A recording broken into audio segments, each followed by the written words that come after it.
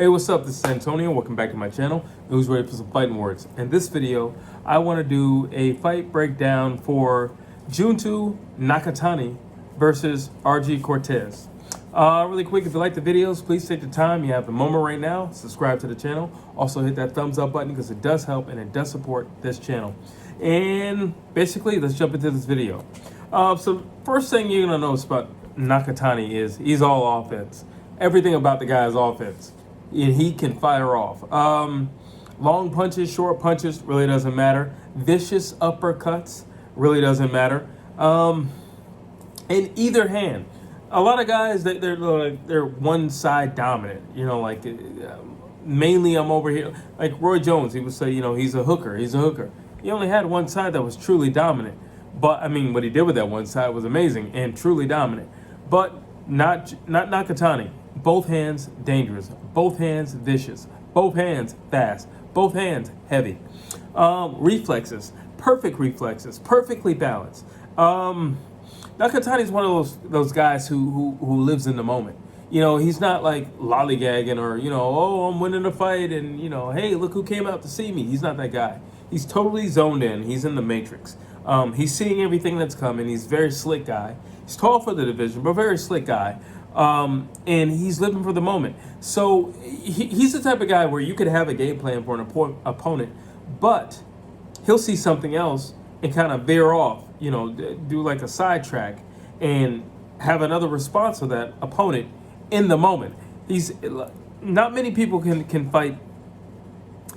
Not many people can fight with, how do I say, you know, be in that flow state.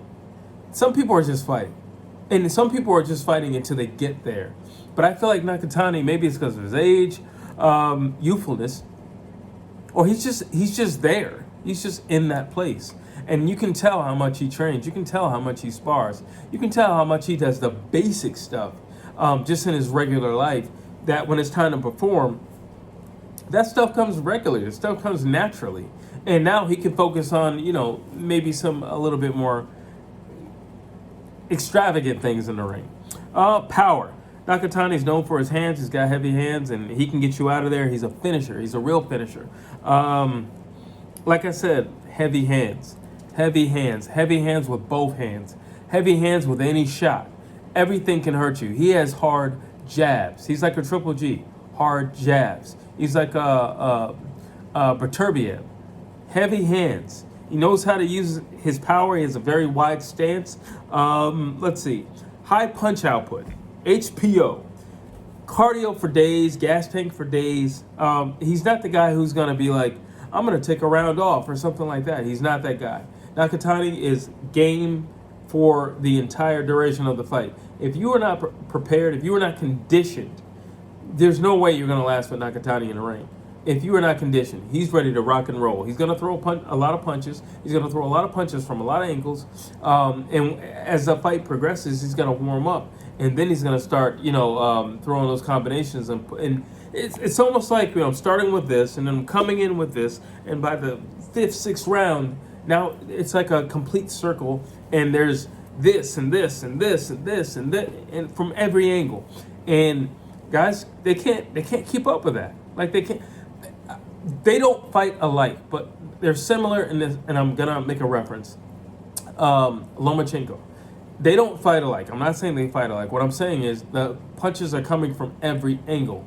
And the difference with Lomachenko is he doesn't hit very hard, while Nakatani does hit hard. So imagine Lomachenko coming from every angle, but he hits hard.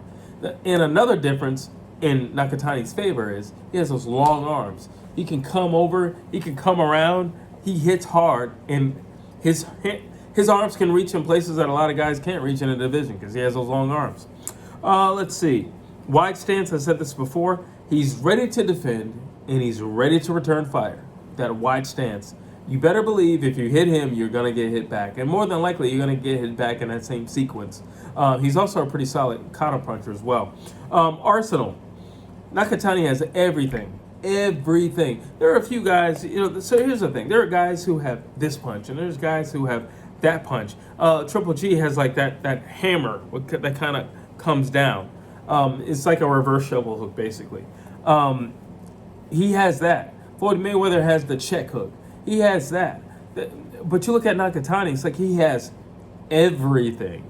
He has everything. He does everything, in my personal opinion. He has everything in his arsenal. And in my personal opinion, I think he executes all of those punches extremely well.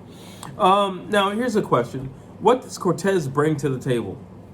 Not much. A lot of heart and heavy hands. But your hands can't hit what your eyes can't see. So that's great that you hit hard, but you still got to find the target.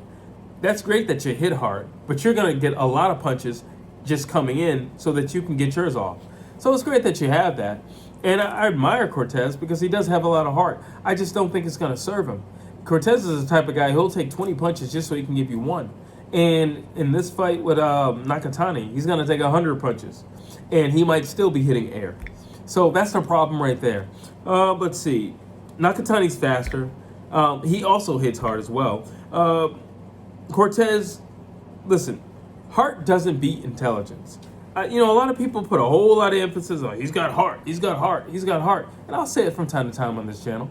But let me tell you something. Heart does not beat intelligence. I don't care how much heart you have. That will never beat an intelligent fighter. Okay? It just won't. It just won't. Like, unless you're just a Rocky Marciano who was just a bull and you couldn't even separate and make distance between the guy. Now, in that scenario, a guy like that, then heart it could possibly overcome. But most other scenarios, I don't care how much heart you have, you can have heart. If anything, your heart could be your detriment because your heart will tell you, well, just one more round, or all you need is one good punch. Yeah, that's true, but if the guy's not engaging, it doesn't really mean anything. If you can't hit the guy and you're just hitting air, it doesn't really mean anything. If he's a whole lot smarter than you, it doesn't really mean anything. A perfect example, we just seen this, Errol Spence versus Terrence Bud Crawford.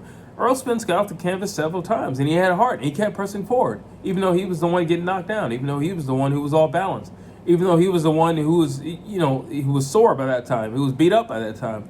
But his heart pressed him on. But with a superior opponent, Terrence Bud Crawford, his heart didn't serve him. His heart's the reason why he got the beating he got. So yeah, shout out to the guys who fight with heart. But heart will never beat intelligence, ever. Let's see.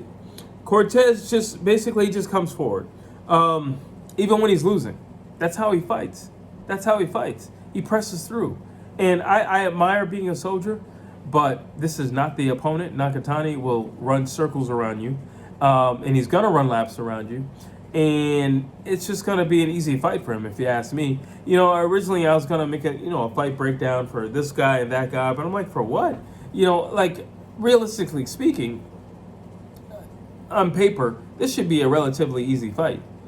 Like I said, Cortes has heart. I got to give him that. I think he has a solid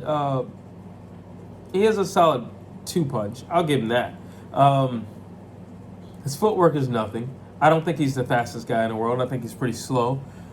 And then there's no special effects about Cortes at all. I'm sorry, there's just nothing. And I just see Nakatani doing a highlight extravaganza the night of that fight, to be honest with you. I just think it's going to be a highlight extravaganza. Let's see. Nakatani's very free-flowing. He's a free-flowing fighter. And then you look at Cortes, who's a brawler. The free-flowing fighter can think. The free-throwing, he lets his hands go. He's very fluid. That's a free-flowing fighter. A brawler fights with this, not with this. There's a difference. Okay, fighting with this will get you hurt. Fighting with this you could lose your life in the ring. Fighting with this. This is something that you activate in the worst case scenario. It's not something you activate every single fight. And Cortes seems to activate it a lot. So I don't know how it's going to serve him. I don't think it's going to serve him very well. While you look at Nakatani, like I say, he's very free-flowing. He's very fluid with his punches. Lets him go very easy.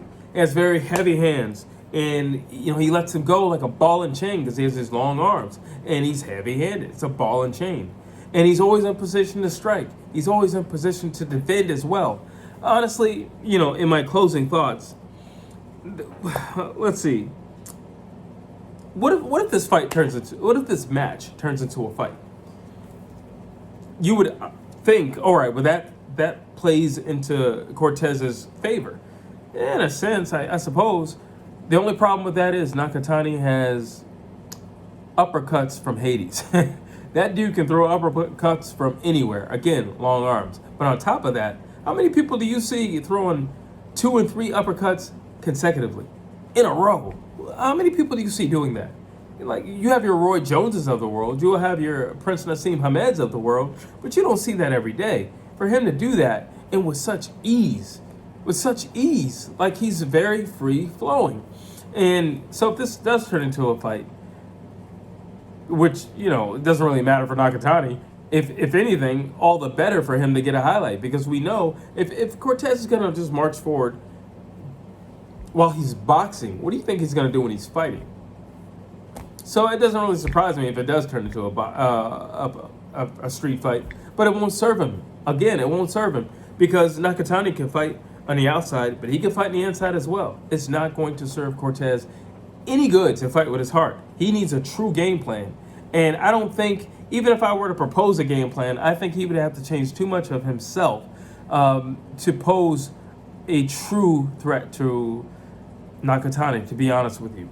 And with that, that's basically my fight breakdown for Nakatani versus Cortes. Drop your thoughts down below. Tell me what you think. Tell me if you agree. Tell me if you don't agree. Drop your thoughts down below. I always like to hear what you have to say. Please like, please share, please subscribe to this channel.